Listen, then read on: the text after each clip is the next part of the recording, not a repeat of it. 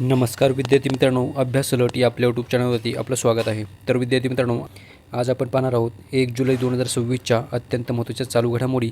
तर व्हिडिओ पहिल्यापासून शेवटपर्यंत पाहण्याचा प्रयत्न करा. अतिशय महत्त्वाचे आणि निवडक प्रश्न असणार आहेत, जे की तुम्हाला कोणत्याही स्पर्धा परीक्षेमध्ये डायरेक्ट विचारले जाऊ शकतात. तर बघा, आजचा प्रश्न क्रमांक 1 आहे, हुरुन ग्लोबल युनिकॉर्न इंडेक्स 2026मध्ये भारताचा कितवा क्रमांक आहे? तर बघा, अतिशय महत्त्वाचा प्रश्न आहे विद्यार्थी मित्रांनो, कारण की निर्देशांकावरती तुम्हाला हमखास प्रश्न परीक्षेमध्ये विचारला जातो. तर बघा, याचं उत्तर आहे ऑप्शन नंबर सी, म्हणजेच बघा चौथा. तर बघा, हुरुन ग्लोबल युनिकॉर्न इंडेक्स 2026मध्ये भारताचा चौथा क्रमांक आहे, लक्षात ठेवा. चला बघूयात आपण याबद्दल. बघा, हुरुन ग्लोबल युनिकॉर्न इंडेक्स 2026 यामध्ये भारताचा जगामध्ये चौथा क्रमांक आहे. आणि या आधीच्या वर्षामध्ये म्हणजेच भारत बघा तिसऱ्या स्थानावर होता, परंतु यंदा म्हणजेच 2026 साली युनायटेड किंगडमने भारताला मागे टाकले आहे आणि भारताचा चौथा क्रमांक आहे. तर चला बघूयात आपण जागतिक क्रमवारीतील अव्वल देश. तर पहिल्या क्रमांकावर आहे अमेरिका देश, तब्बल 806 युनिकॉर्न आहेत. चीन हा देश दुसऱ्या क्रमांकावर आहे आणि चीनमध्ये 381 युनिकॉर्न आहेत. तर बघा, तिसऱ्या क्रमांकावर आहे युनायटेड किंगडम हा देश आणि तिसऱ्या क्रमांकावरती आहे युनायटेड किंगडम आणि तिसऱ्या क्रमांकावर आहे युनायटेड किंगडम हा देश आणि युनायटेड किंगडममध्ये एकूण 70 युनिकॉर्न कंपन्या आहेत. भारताचा क्रमांक आहे चौथा आणि भारतामध्ये एकूण 61 युनिकॉर्न कंपन्या आहेत, लक्षात ठेवा. चला पुढचा प्रश्न बघूयात आपण. तर बघा, भारताची युनिकॉर्न राजधानी म्हणजेच देशांतर्गत बंगळुरू शहर हे 25 युनिकॉर्नसह पहिल्या स्थानावरती आहे आणि तर मुंबईमध्ये एकूण 13 युनिकॉर्नसह मुंबई हे शहर दुसऱ्या स्थानावरती आहे, लक्षात ठेवा. चला पुढचा प्रश्न बघूयात आपण. प्रश्न क्रमांक 2 आहे बघा, अर्मेनिया या देशाच्या पंतप्रधानपदी कोणाची पुनर्नियुक्ती झाली आहे? तर बघा, त्यांचं नाव आहे, तर याचं उत्तर असणार आहे बघा ऑप्शन नंबर बी, म्हणजेच निकोल पाशिन्यान. तर निकोल पाशिन्यान हे नुकतेच अर्मेनिया या देशाचे पुन्हा पंतप्रधान म्हणून त्यांची नियुक्ती करण्यात आलेली आहे. ओके, म्हणजेच त्यांची पुनर्नियुक्ती झालेली आहे. चला बघूयात आपण. बघा, अर्मेनिया या देशाची राजधानी आहे बघा येरेवान. प्रश्न क्रमांक 3 आहे बघा, QS world future skill index 2027मध्ये भारताचा क्रमांक कितवा आहे? तर बघा, याचं उत्तर असणार आहे 13वा. ऑप्शन नंबर बी याचं उत्तर असणार आहे बघा. तर QS world future skill index 2027मध्ये भारताचा 13वा क्रमांक आहे. चला बघूयात आपण. बघा, जागतिक स्तर म्हणजेच बघा या लिस्टमध्ये अव्वल 5 देश आहेत बघा. पहिल्या स्थानावर आहे अमेरिका, दुसऱ्यावर आहे ऑस्ट्रेलिया, तिसऱ्यावर आहे युनायटेड किंगडम, चौथ्यावर आहे जर्मनी, पाचव्यावर आहे कॅनडा. तर बघा, विशेष कामगिरी, तर यामध्ये भारत हा पहिल्या 15 देशांमध्ये स्थान मिळवणारा एकमेव दक्षिण आशियाई देश आणि निम्न मध्यम उत्पन्न गटामधील अर्थव्यवस्थांमध्ये सर्वोत्तम कामगिरी करणारा देश ठरला आहे, तर लक्षात ठेवा. चला पुढचा प्रश्न बघूयात आपण. फिटेली पुरस्कार 2026 हा पर्यावरण संवर्धनातील योगदानाबद्दल दिला जाणारा पुरस्कार कोणत्या भारतीयांनी जिंकला आहे? तर बघा, त्यांचं नाव आहे डॉक्टर बरखा सुब्बा आणि Parveen Shaikh. Okay, option number C याचं उत्तर असणार आहे बघा. तर वरीलपैकी दोन्ही. तर डॉक्टर बरखा सुब्बा आणि परवीन शेख यांनी फिटेली पुरस्कार 2026 हा पर्यावरण संवर्धनातील योगदानाबद्दल दिला जाणारा ग्रीन ऑस्कर अवॉर्ड हा पुरस्कार या दोन भारतीयांनी जिंकलेला आहे. चला बघूयात आपण. बघा, पुरस्काराचे स्वरूप लंडनच्या फिटेली फंड फॉर नेचर या संस्थेद्वारे हा पुरस्कार दिला जातो. आणि बघा, परवीन शेख यांच्याबद्दल थोडक्यात त्यांच्या कार्याबद्दल माहिती बघूयात आपण. तर बघा, त्यांनी नदी परिसंस्थेतील अत्यंत दुर्मिळ अशा इंडियन स्कीमर या पक्ष्यांच्या प्रजातीचे रक्षण करण्यासाठी गार्डियन्स ऑफ द स्कीमर हा प्रकल्प राबवलेला आहे.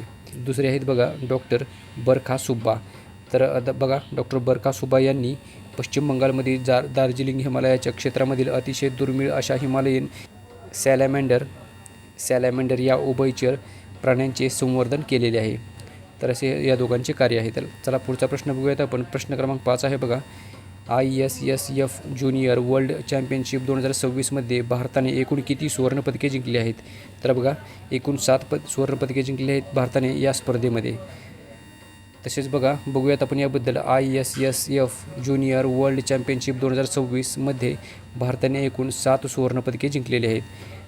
तर बघा, जर्मनीतील सुहल येथे पार पडलेल्या या स्पर्धेमध्ये भारतीय नेमबाजांनी म्हणजेच शूटर्सनी अप्रतिम कामगिरी करत पदक तालिकेमध्ये पहिला क्रमांक पटकावलेला आहे.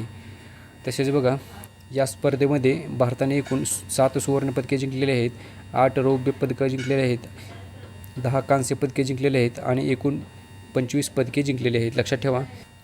तर लक्षात ठेवा विद्यार्थी मित्रांनो माहिती, कारण की तुम्हाला हे प्रश्न आले जाऊ शकतात की भारताने एकूण किती सुवर्ण पदके जिंकलेले आहेत आणि तसेच बघा भारताने एकूण किती पदके जिंकलेले आहेत असाही प्रश्न तुम्हाला विचारला जाऊ शकतो. त्यामुळे दोन्हीही लक्षात ठेवा. तर बघा सुवर्ण पदक आणि एकूण टोटल पदकं किती जिंकलेले आहेत भारताने ती आकडेवारी लक्षात ठेवा तुम्ही. चला पुढचा प्रश्न बघूयात आपण. प्रश्न क्रमांक 6 आहे बघा, भारताचा पहिला 3D प्रिंटेड कृत्रिम प्रबळ भित्ती प्रकल्प कोणत्या राज्याच्या किनारपट्टीवरती सुरू झाला आहे? तर बघा याचं उत्तर असणार आहे तमिळनाडू. तर बघा ऑप्शन नंबर बी याचं उत्तर असणार आहे. चला बघूयात आपण याबद्दल. बघा उद्दिष्ट, तर याचे उद्दिष्ट आहे सागरी परिसंस्थेचे पुनरुज्जीवकरण करणे, सागरी जैवविविधता वाढवणे आणि मच्छीमारांसाठी शाश्वत मत्स्य व्यवसायाला प्रोत्साहन देणे हे या प्रकल्पाचे मुख्य उद्दिष्ट आहे. चला पुढचा प्रश्न बघूयात आपण. प्रश्न क्रमांक 7 आहे बघा, केंद्रीय अन्वेषण ब्युरोने म्हणजेच CBIने भारतामधील डिजिटल अटक फसवणूक नेटवर्क विरोधामध्ये कोणती मोहीम सुरू केली आहे? तर बघा त्या मोहिमेचं नाव आहे ऑप्शन नंबर ए म्हणजेच बघा ऑपरेशन चक्र 6. तर ऑपरेशन चक्र 6 ही जी मोहीम आहे ती सुरू केलेली आहे. चला बघूयात आपण. तर बघा केंद्रीय अन्वेषण ब्युरो म्हणजेच CBIने भारतामधील डिजिटल अटक म्हणजेच डिजिटल अरेस्ट फसवणूक करणाऱ्या नेटवर्कविरुद्ध ऑपरेशन चक्र 6 ही जी मोहीम आहे ती सुरू केलेली आहे. तसेच बघा या मोहिमेअंतर्गत जून 2026मध्ये CBIने देशामधील सायबर गुन्हेगारांच्या मोठ्या सिंडिकेटला लक्ष्य करून ऐतिहासिक कारवाई केलेली आहे. चला पुढचा प्रश्न आहे बघा, प्रश्न क्रमांक 8 बघूयात आपण. तेलंगणामधील भीमसारी गावामध्ये सापडलेल्या दगडी स्तंभावर कोणत्या धार्मिक परंपरेचे आकृतिबंध आढळतात? तर बघा याचं उत्तर असणार आहे ऑप्शन नंबर डी म्हणजेच बघा वरीलपैकी सर्व. बौद्ध धर्म, शैव धर्म, वैष्णव धर्म हे तिन्ही प्रकारचे धर्माबद्दलचे धार्मिक परंपरेचे आकृतिबंध यामध्ये आढळतात, लक्षात ठेवा.